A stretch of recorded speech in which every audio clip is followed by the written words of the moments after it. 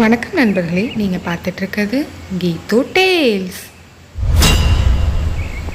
இந்த பதிவில் நம்ம பார்க்க போகிற கதை நரியின் புத்திசாலித்தனம். ஒரு காட்டில் ஒரு சிங்கம் வாழ்ந்துட்டுருக்கு.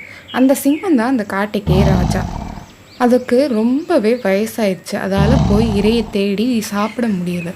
அது என்ன பண்ணுறதுன்னு தெரியாமல் ஒரு யோசனை பண்ணுச்சு. அங்கே இருக்க விலங்குகளெல்லாம் கூப்பிட்டு, எனக்கு ரொம்பவே வயசாயிடுச்சு, இன்னும் எத்தனை நாளைக்கு நான் இருக்க போகிறேனோ தெரியல, அதுக்குள்ளே நீங்கள் எல்லாரும் ஒவ்வொருத்தராக வந்து என்னை பார்த்துட்டு போங்க அப்படின்னு சொல்லிட்டு அது அதோட குகைக்குள்ளே போயிடுச்சு. இந்த விலங்குகள் எல்லாம் அதை நினச்சி ரொம்ப வருத்தப்பட்டுட்டு இருக்கு. ஒரு ஆட்டுக்குட்டி அந்த சிங்கத்தை பார்க்கறதுக்காக அது குகைக்குள்ளே போகுது. ஆனால் அது திரும்ப வரவே இல்லை. அடுத்து ஒரு செம்மறி ஆடு அந்த சிங்கத்தை பார்க்கறதுக்காக குகைக்குள்ளே போகுது. அதுவும் திரும்ப வரல. அடுத்து ஒரு மாடு உள்ளே போகுது. அதுவும் உள்ளே போனதுக்கப்புறமா வெளியே வரவே இல்லை. ஆனால் இப்போ சிங்கம் கொஞ்சம் கம்பீரமாக நல்ல தெம்போடு நடந்து வெளியே வருது. குகைக்கு வெளியே வந்து எட்டி பார்க்குது. அடுத்த விலங்குகள் யாராவது வராங்களான்னு பார்க்க வருது.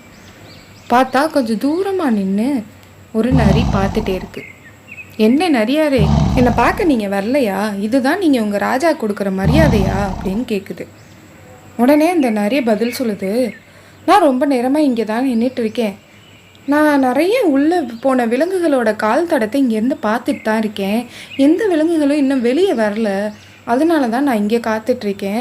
அவங்கெல்லாம் வெளியே வந்ததுக்கப்புறம் நான் வரேன். அது வரையும் நான் இங்கே கொஞ்சம் நல்ல இயற்கை காற்றை வாங்கிக்கிறேன். உள்ளே வந்தால் ரொம்ப புழுக்கமாக இருக்கும் அப்படின்னு சொல்லிட்டு தப்பிச்சு ஓடி போயிடுச்சு. இதுலேருந்து நமக்கு என்ன தெரியுது நண்பர்களா? நிறைய அதோட புத்திசாலித்தனத்தை சரியான இடத்துல பயன்படுத்தி அந்த சிங்கத்தோட வலையில் மாட்டிக்காமல் தப்பிச்சிருச்சு. இது மாதிரி நீங்களும் உங்களோட புத்திசாலித்தனத்தை சரியான இடத்துல பயன்படுத்துங்க. நன்றி நண்பர்களே. மீண்டும் அடுத்த கதையில் சந்திப்போம்.